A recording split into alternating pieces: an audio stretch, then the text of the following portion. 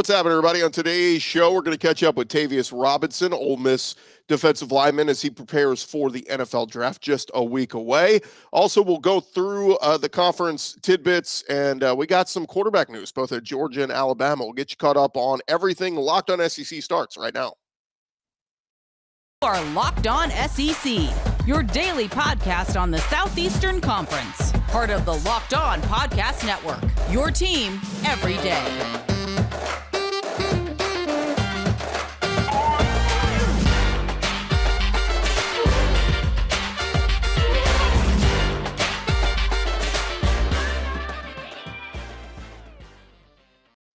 And what's happening, everybody? Welcome into Locked On SEC. It's great to have you guys along. I'm Chris Gordy. Thanks for making Locked On SEC your first listen every day. Remember, Locked On SEC is free and available on all platforms, including YouTube and LockedOnSEC.com.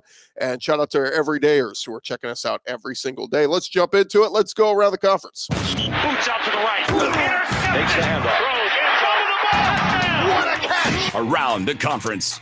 And we start with ESPN. They released their preseason FPI, Football Power Index projections this week, and the SEC looks pretty strong. The FPI projects SEC dominance once again this year with three teams ranked in the top five, Bama, Georgia, and LSU. Here's how it ranks. They have Bama number 2, Georgia number 3. Ohio State was number 1, by the way. LSU comes in at number 4. Then we drop down a little bit. Tennessee, number 12. Ole Miss, 16. Florida, 18. A&M sneaks in there at 19. So those are all your top 20. Kentucky at 28. Arkansas, 30. Mississippi State, 32. And then Auburn at 39. Missouri at 40. South Carolina not getting a lot of love. They're down at 42. And then Vandy at 73. The FPI, it'll be updated before the season begins, but it's based on returning production and incoming transfer production. The FPI currently thinks Georgia has the best chance of any SEC team to go undefeated and make it to the playoff. It gives Georgia a 22% chance to win out. It also gives Georgia a 63% chance to make the college football playoff.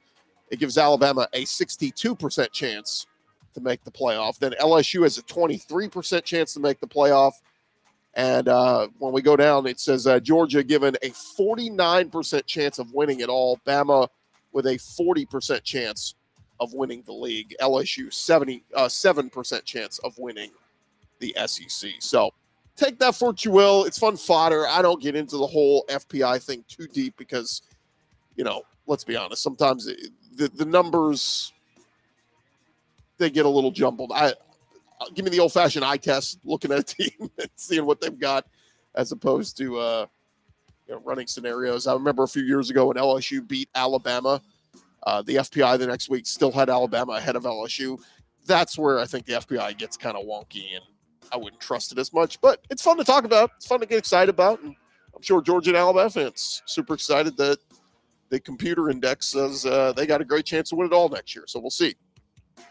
Speaking of the Alabama Crimson Tide, Greg McElroy on his college football show, Always College Football, this week was talking about the Alabama quarterback position and said all eyes are going to be on Alabama's spring game this Saturday and how Jalen Milroe and Ty Simpson perform. And McElroy said there's a legitimate chatter around the thought that Alabama could bring in a quarterback in the portal this spring.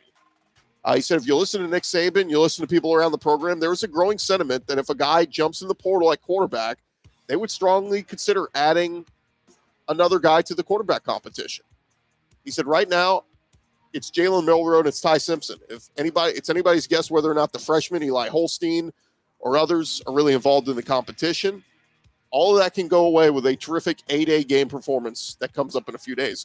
I'm with him. Look, spring games, I don't put too much stock in it, but think of all the fodder if one of these guys looks like a stud this Saturday. I think a lot of people will say, oh, well, clearly it's Jalen Milroe. He's got the upper hand. He's going to be good. Or same with Ty Simpson. What happens if they both struggle? I think that could really lead to a lot of negative conversations from Bama fans throughout the summer, right? They're going to be looking at Nick Saban going, hey, man, we just gone through this run of Tua and Mac Jones and Bryce Young and all these great quarterbacks, and nobody's ready to step up to the plate and be the guy.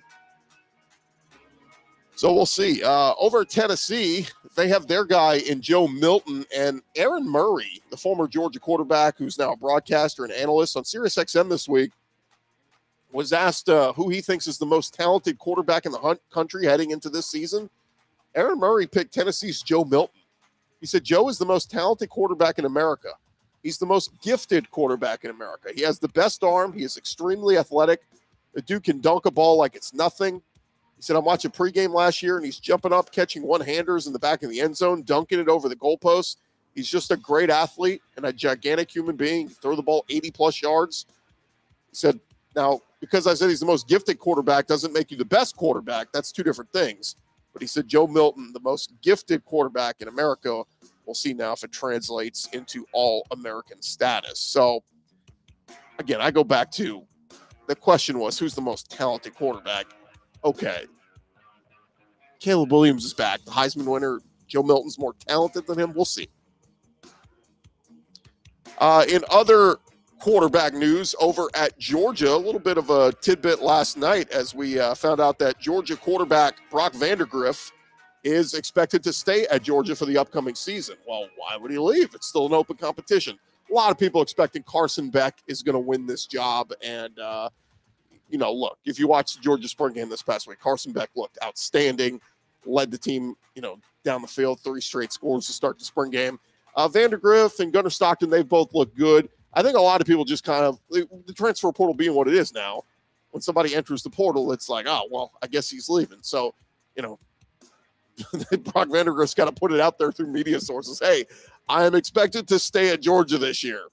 4 or 5-star quarterback, you get it. But look, he'll be next in line. Carson Beck can go up there, perform well, have a great year at Georgia. He'll be off and gone. Brock Vandagriff can take over the team in 2024. So we'll see there. Some news down the road for Georgia, though. A lot of buzz that 5-star quarterback Dylan Raiola may be leaning Georgia. They hosted him for an unofficial visit in March, and a lot of fans are riled up thinking that he gave a silent commitment to Georgia. Now, Nebraska's in on him, USC and Oregon. He has ties to Nebraska. Matt Rule taking over there. We'll see what happens, but wouldn't be crazy if the number 1 quarterback in the country maybe commits to Georgia, but we'll see on that. All right, other happenings going on around the conference. Texas A&M picked up a commitment on another DB cornerback, Josh DeBerry from Boston College. He was in attendance for A&M's Maroon and White game. Got a lot of experience playing 39 games over his career, 4 interceptions, 19 pass deflections. And the Aggies adding some cornerback depth. They added Sam McCall from Florida State. They added Tony Grimes from North Carolina. Now they add Josh DeBerry from Boston College. Over at Georgia, O-lineman Griffin Scroggs, he is entering the transfer portal, 6'3", 315 pounds, was a 3-star prospect, and as a freshman last year, did not play in any games. Look, Georgia had a lot of their offensive linemen return again. Cedric Van Pran's back, their guards are back, so I get it. Griffin Scroggs wants to play, probably wasn't going to play this year at Georgia, so he is off to the portal. Over at Arkansas, they'll lose some depth at wide receiver. Landon Rogers entering the portal. He appeared in 1 game for Arkansas in 2021, redshirted that season, did not see any action last year. He was a guy who moved around from quarterback to tight end and then wide receiver. Caught a couple of passes in Arkansas spring scrimmage this past weekend, but Landon Rogers on the way out there. Over at Alabama, cornerback Jaquez Robinson is entering the portal as a 4-star prospect in the 2020 class. Spent the past 3 seasons in Tuscaloosa. He was the number 21 corner in the class of 2021. And we'll have a couple years of eligibility. Meanwhile, DB Traquan Fagans, a redshirt freshman,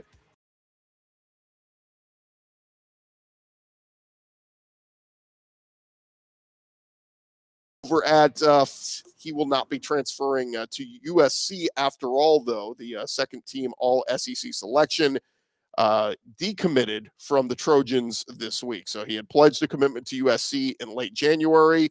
He was set to enroll following spring practice, but now he is nobody knows what's going to happen. We don't know if he's going to go back to Florida or what, but was a nice contributor for them. So Ethan White, we'll see where he ends up. And lastly, man, if anybody's killing it out there on the on the recruiting trail, it is none other than Shane Beamer over at South Carolina. South Carolina landed their 3 commitments on Wednesday afternoon. The Gamecocks picked up a pledge from 4-star corner Braden Lee. He's currently ranked as the number 18 corner in the country. They also added an offensive lineman to next year's recruiting class in 3-star offensive tackle Mike Williams. He's rated the number 91 offensive tackle in the country. And then Kelvin Hunter, 4-star safety out of Florence, South Carolina, ranked the number 16 safety in the 2024 class. So South Carolina up to about 10 commitments in the class of 2024, ranks number 5 nationally currently, according to 24/7 Sports. So Shane Beamer, big day for him on Wednesday. Over at Ole Miss, Lane Kiffin, he will lose defensive lineman Tyrone Malone. He entered his name into the portal, was a former top 100 recruit. Sophomore D lineman played in 13 games for the Rebels last year, had 10 tackles and a sack. And there you have it. That is the latest news going on around the conference. Coming up next, our conversation with Tavius Robinson, the D lineman from Ole Miss, and he is heading into the NFL draft. We will talk all about that with him. But first, I want to remind you guys, this episode is presented to you by our friends over at Built Bar. Look, something exciting is coming to Built.com coming up on April 22nd. We don't have all the details yet, but the excitement is real, and it is something you don't want to miss. If you know how Built Bar works, they have the most incredible protein bars in the world. They do these amazing flavor drops with unreal flavors and limited quantity. So mark your calendars. Head to Built.com Saturday, April 22nd, to be one of the first to discover what all the hype is about. We can't wait to see what their new flavor is. Make sure to use our promo code LOCKEDON15. That will get you 15% off your order over there at Built.com. So check them out this Saturday.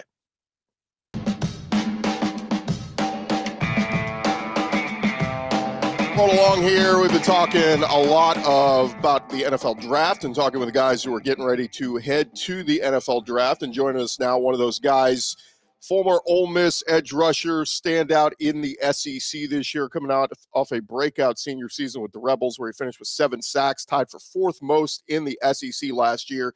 He is Tavius Robinson. Tavius, how are you, man? Thanks for joining us. I'm good. How are you? We're doing good, doing good. Let's jump into it, man. I know you're originally from Ontario, Canada. You played your high school ball up there. You started your college career up there in Ontario. What made you want to come down to the States and play college football down in the SEC?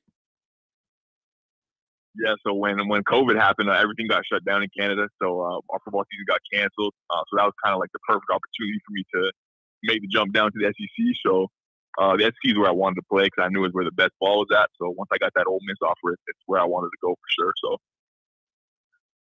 you played immediately when you got to Ole Miss, but it had to be weird, man, because you mentioned it being that COVID year where you played in an all SEC schedule. There were barely any fans in the stands. What was that experience like for you? Yeah, it was definitely weird. I had got to Ole Miss like 4 days before training camp, so kind of a lot at once. But I feel like I quickly adapted, and then even with the 25% capacity stadium that year, it was way louder than I was used to in Canada. But I feel like I adapted pretty quickly, and then just continued to grow and grow every year. So you're saying like 25% SEC stadium is still pretty loud? Yeah, most definitely. Well, so we fast forward the past 2 seasons. Obviously, we got back to a bit of normalcy, packed stadiums once again. That had to be awesome, at least for you to get to experience what a true SEC, either home environment and road environment, felt like. Yeah, both were great experiences these past 2 years. Here at Ole Miss, our fans go crazy. We got the Grove and all that stuff. So, walking through the Grove and having the fan support was great before every game for sure. When I think back to this past season, Tavius, the game I think I'll remember your name most for was that Kentucky game. The Wildcats were ranked 7th in the country coming into Oxford, led by Will Levis. Late in that 4th quarter, you guys holding on to that 3-point lead. Man, Kentucky just kept driving. They kept getting into your red zone, but, man, you guys kept coming up with huge stops when you needed them. None bigger than less than a minute to go at your 12-yard line. Jared Ivey gets the sack, and you recover the fumble. That's the game. Is that when you look back at it, is that one of your most satisfying games defensively? Yeah, definitely. I feel like as a defense, we really just kind of came together at the end there and did what we had to do to get up the field and get the win. So, my guy J.I. made a great play, and then the ball was there, so I just landed on it, finished the game. And, yeah, it was a great effort by our whole defense as a whole to step up there. So, another game this past year, the Auburn game was a crazy one. You guys jump out to a big lead, and Auburn, I mean, they didn't quit. They kept trying to score points. It kept coming. I know you had 2 sacks in that game against Robbie Ashford, but what do you remember most about that game? Yeah, I remember, again, just our defense, we came out and we're playing together and really just flying around, making plays. So I feel like we were all making plays that game and just, again, did what we had to do to get the win. So those are 2 games for sure that I remember. You played against some really, really good quarterbacks. And we just mentioned Will Levis. You guys did a pretty good job against Bryce Young, who a lot of people are saying could go number 1 overall in this draft. Did it feel different playing against those guys? Like when you're playing them, are you thinking in your mind, man, this guy's, this could be an NFL talent one day? Yeah, I wouldn't really say necessarily it's different, but you definitely respect, the game that these great players have. Like I thought Bryce did a good job in our game. We were hitting him, and he just had great poise and all that stuff. But I wouldn't say we look at it differently, but you definitely have respect for great players like that. You mentioned going to play at Ole Miss, and obviously Lane Kiffin, a very polarizing coach. Seems like everybody that plays for him really gravitates to him and likes him. What sold you on Coach Kiffin and going to play for him? Really just the environment that they were creating here. Like when I came here his first year here, and things just have been on the uprise since he got here. So just the family environment and just the pro mindset, how we approach practice and how we do everything here was kind of what sold me to come here for sure. So talking with Tavius Robinson, Ole Miss defensive lineman, getting ready for the NFL draft. Let's talk about this draft process for you. I saw you down at the Senior Bowl a couple of weeks ago. First and foremost, I guess it had to be fun to have a couple of former Rebels there with you. I talked with Nick Broker and Jonathan Mingo. What was that Senior Bowl experience like for you?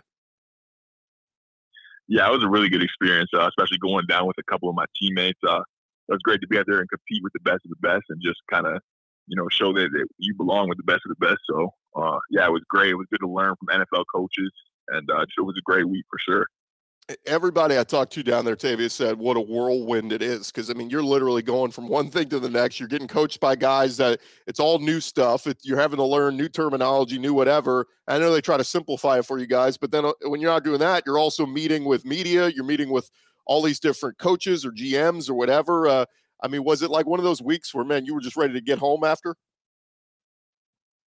I wouldn't necessarily get ready to get home, but it was just like a fall camp, like any fall camp, really. It was like, 3-4 days of the middle of fall camp is how I would describe it. So it was definitely a grind, but I felt that I grew as a player from that experience. So, it was definitely a tough week, but it was needed for sure. So let's talk about your game and how you think it's going to translate to the next level in terms of position. Do you see yourself, are you more a true defensive end? Are you maybe that outside linebacker, edge rusher, hand in the dirt, standing up? How do you see your game kind of translating at the next level?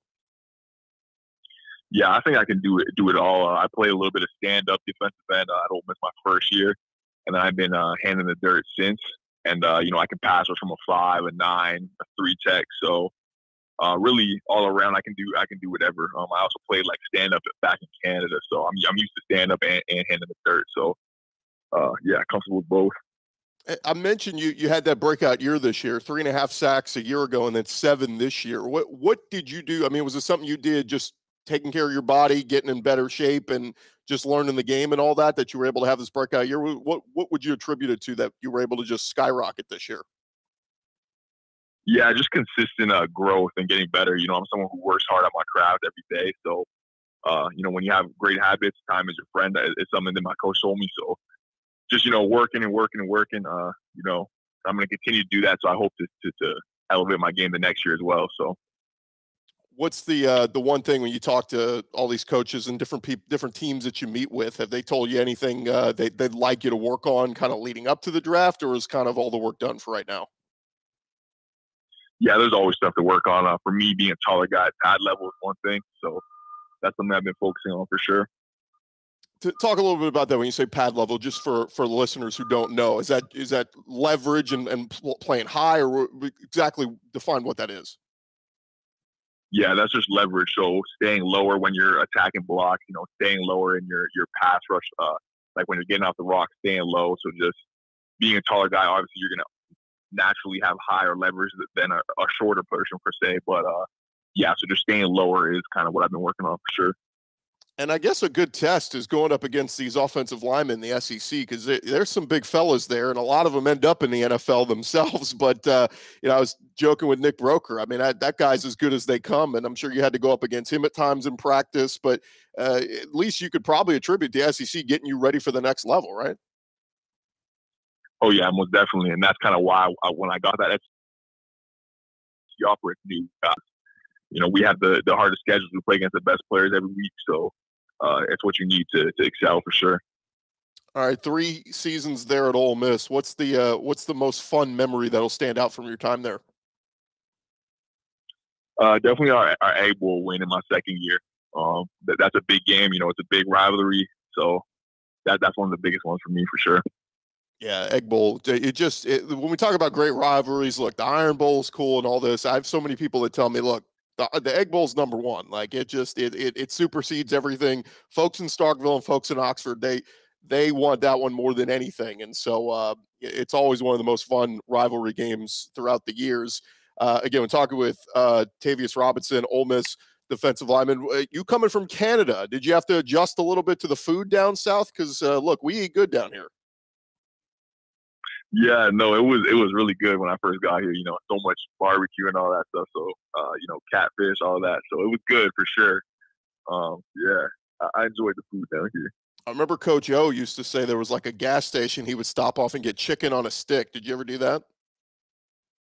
No, I heard of it though, but no, I haven't tried it though. Yeah, one of the delicacies of the South. You're not living unless you're eating chicken on a stick. Tavius, thanks so much for taking the time, man. Let us know, are you staying in Oxford or training? What's kind of these next 2 weeks going to be like for you?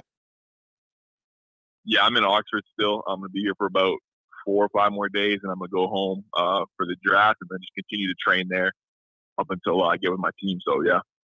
Cool. So draft at home, just immediate family at the house. Are you going anywhere, or what's the plans? Yeah, it's going to be my family at the house and then a couple close friends. That's it.